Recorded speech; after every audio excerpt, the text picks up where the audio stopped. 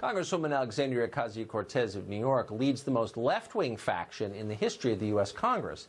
You might think that means she loves a good debate, but you would be wrong. She actually hates to argue, hates to be disagreed with.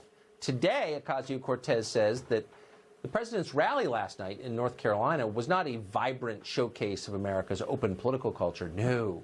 She described it as a deadly threat that should not be tolerated.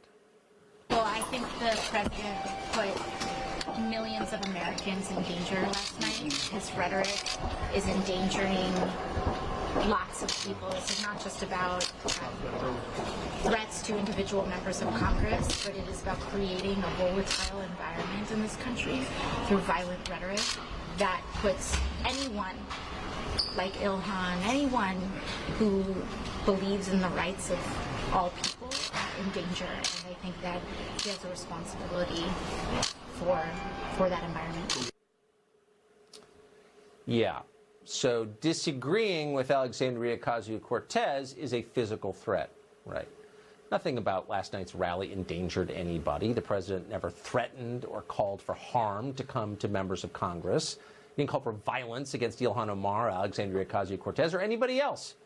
He just disagrees with them and finds them embarrassing and repugnant, because they are. Lots of people feel that way. The president isn't a fascist. Alexandria Ocasio-Cortez is. That's what she's doing when she calls other people's speech violence. She's justifying her own decision to silence them. If Alexandria Ocasio-Cortez had absolute power, would you be able to disagree with her? What do you think? No, because clearly she doesn't think your opinions are valid. They're different from hers, so by definition they're violent and racist. She isn't just allowed to silence you, she's obligated to if she believes that. And that's her perfect world. Shut up and obey. You get the message. Well, as he left the White House yesterday for that rally in North Carolina, the president briefly paused to remark about Congresswoman Ilhan Omar's mysterious marriage history. Watch this. There's a lot of talk about the fact that she was married to her brother. I know nothing about it. I hear she was married to her brother. You're asking me a question about it. I don't know, but I'm sure that somebody would be looking at that. Well, it turns out someone has been looking into it. David Steinberg spent a decade as PJ Media's New York editor. He has been closely investigating Ilhan Omar's background for years since she entered public life.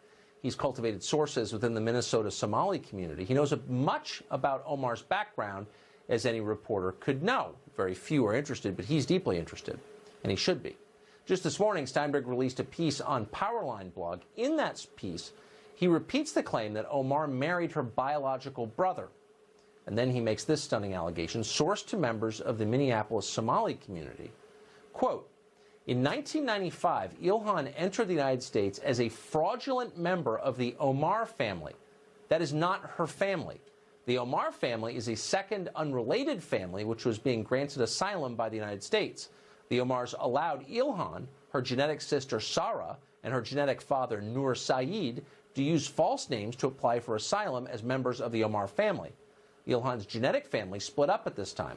Ilhan's three other siblings, using their real names, managed to get asylum in the United Kingdom, unquote. Remarkable.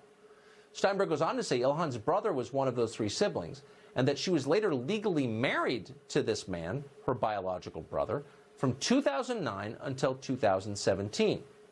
It's a shocking claim. So far it is unproven. Omar has denied the story, but she hasn't disproven it. The Minneapolis Star-Tribune, Omar's local newspaper, responsible for a lot of fawning coverage about Omar, has tried to investigate the matter. They say they can neither confirm nor rebut the allegations. Omar is not participating. Last month, the paper noted that Omar has refused even to provide the full names of her immediate family. Let's read that again. The paper revealed last month that Omar will not even reveal the names of her family. None of her relatives have come forward to comment on this, by the way. It is all bizarre, but it deserves to be investigated. There is far more smoke here than there ever was for the idea that, say, the president colluded with Russia to rig the election. So we'd like